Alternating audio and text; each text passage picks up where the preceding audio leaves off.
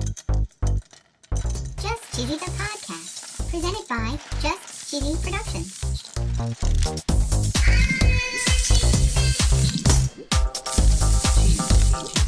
Hi there, I'm your host, Fondue. I'm Cheesy. In this week's episode, we're going to talk about smooth cheeses. We're talking cream cheese, Neufchatel Yum. and Mascarpone. We're going to talk about Brazil, France, the laughing cow, and we're going to hear about a leap year cheese. Leap year? And of course, no episode would be complete without our very cheesy joke. Joke.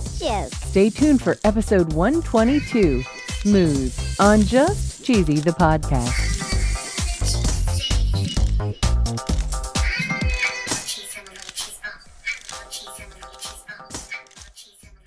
You know, Cheesy, back in season 1, episode 5, we talked a lot about cream cheese. Oh, yeah. We learned a little bit about why Philadelphia cream cheese is called Philadelphia, and it's not what you think. Nope. But this week, according to Yahoo.com, Kraft Heinz's Philadelphia cream cheese was named best in class for cream cheese brands worldwide. Whoa. There is a world champion cheese contest, and it's hosted by the Wisconsin Cheesemakers Association, and this is a yearly event. Wow. They focus on things like cheddar, mozzarella, and processed cheese slices. Ooh. They even have dairy categories like butter, yogurt, and of course, cream cheese. Yum. And Philly cream cheese took first place with what they say is a near perfect score of 99.87. Whoa. But right on the heels of Philly is one of our favorite cheese manufacturers called Tillamook. Oh, yeah. They just launched Tillamook cream cheese in January of this year, Whoa. and they took second place. Wow. Not to be outdone, in third place is a store brand that made the list. Really? In the Midwest, we've got a store called Kroger's, Oh, yeah. and their original cream cheese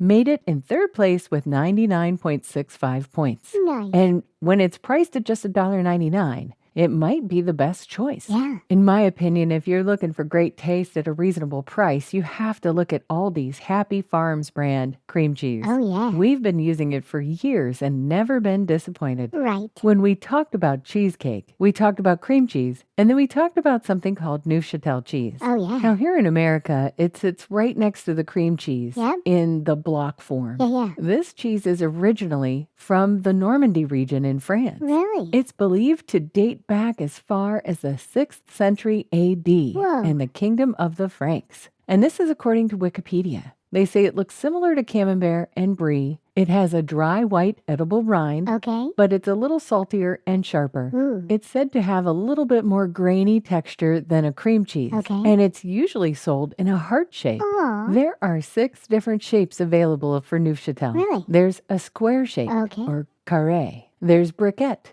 which is literally brick shape. Okay. There's bondon or bond, which is bung or plug shape.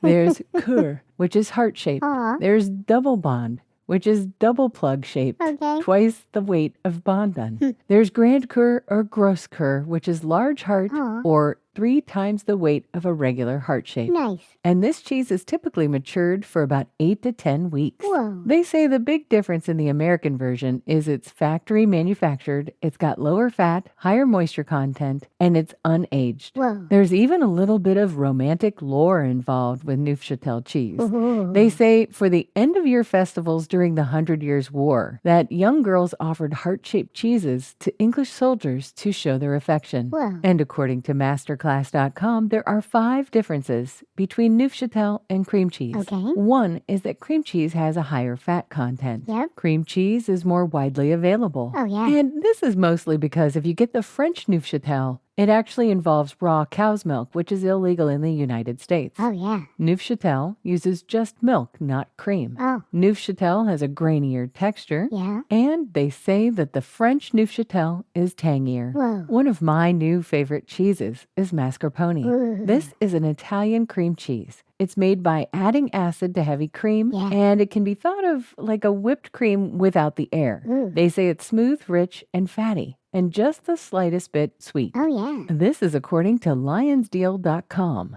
And according to Wikipedia, this cheese originated in the Italian region of Lombardy. Ooh. They say most likely in the 16th or 17th century. Whoa. And believe it or not, this cheese is made with only 2 ingredients. What? They say it's made with heavy cream and either citric or tartaric acid. Whoa. The cream is heated, The acid is added to solidify and thicken the cream. Okay. Then it's run through a cheesecloth to remove the excess liquid. Whoa. The fat content is typically between 60 and 75%, which makes it really spreadable and super silky. Yummy. And I bet if you've gone to the Olive Garden, you've had mascarpone cheese. Really? Have you ever had the most delectable dessert in the world? Tiramisu? Oh, yeah. Well, then you've had mascarpone cheese. Whoa. They usually take mascarpone, eggs, and sugar and whip it together, and this is the topping that's used on tiramisu. Yum. And the website allrecipes.com actually has a recipe here. Ooh. You're going to need 2.5 cups of heavy cream and 2.5 tablespoons of lemon juice. Wow. You put your cream in a medium saucepan on medium heat until it reaches a simmer. Then you add the lemon juice, whisk for 15 minutes or until it thickens. Whoa. You dip a wooden spoon in the mixture, and if the cream coats the spoon, it's ready. Ooh. Place the saucepan in an ice bath, allow it to cool completely. You pour the mixture in a strainer that's been lined with cheesecloth. Okay. You put a bowl underneath the strainer to catch the excess liquid. Of course. Put it in the fridge for 24 hours, dump the excess liquid, and now you have your very own homemade mascarpone. Ooh. Olive Garden is not a sponsor. Not yet. But if it was, the ad would go right here. Have you ever wanted to listen to the web? Yeah. Well, Newsly makes that possible. They do? They're an all-in-one audio super app for iOS and Android. Super app. You can listen to trending articles on the web on topics that you choose and get them read to you in a natural human voice. What kind of topics? Sports, Cheese? tech, business, science. Cheese? I'm sure there's even cheese. Yay. They even have an entire section for podcasts. Are we there? Of course we are. Ooh. It's one of my new favorite podcast apps. They even have digital radio. Holy cow. Just go to www.newsly.me to download it free. Whoa. Or use the link in the description. If you use the promo code CHEESY, that'll get you 1 month free premium subscription. Yay. Newsly. Now, back to the podcast.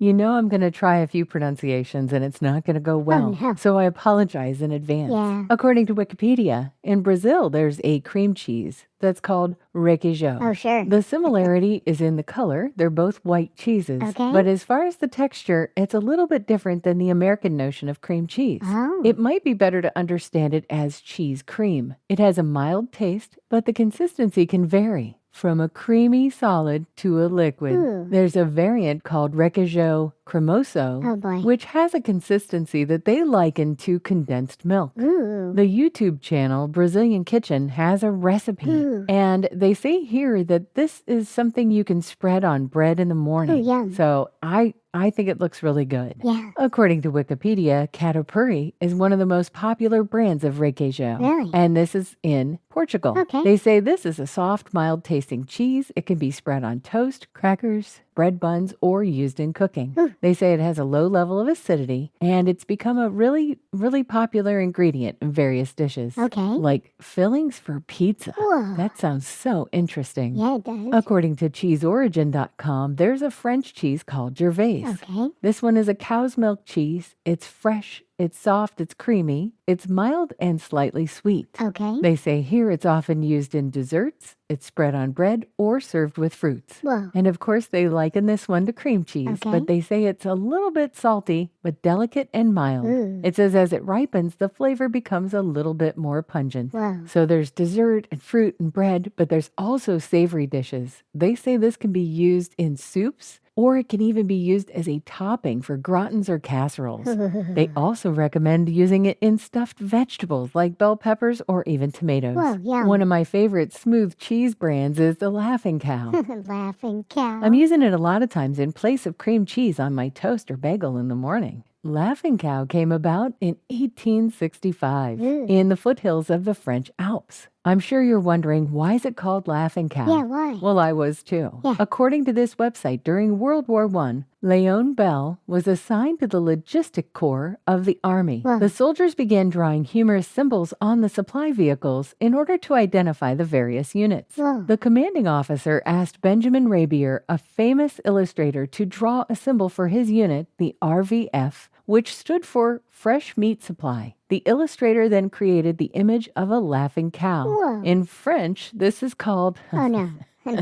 Okay, here we go. No. La vache qui rit. Oh, sure. It's time for my favorite segment. This week in cheese. According to CommunityNews.net, Shelburne Farms in Vermont was planning the 2020 leap year for a while. Whoa. They typically age their cheddars from about 6 months to 3 years. Yeah. This special cheese was aging from 2016 all the way to 2020. Holy cow. They checked the cheese once a year from 2016 to 2020 Whoa. when they took a sample from the middle of the blocks to test the quality. Whoa. They say it's not only special because it ages longer, but that it also has some crystals inside that provide a little bit grittier texture than a typical cheddar. Whoa. They were selling it in their farm store, and custom cuts were priced at $28 a pound. Nice. And according to TastingGourmetMarket.com, there are some other leap year cheeses. Really? They say there's Secret Gouda, Arigasana, and a Dutch Mimolette. I'm ready for a joke, Fondue. Okay, what cheese can you use to hide a horse? I don't know. Mascarpone.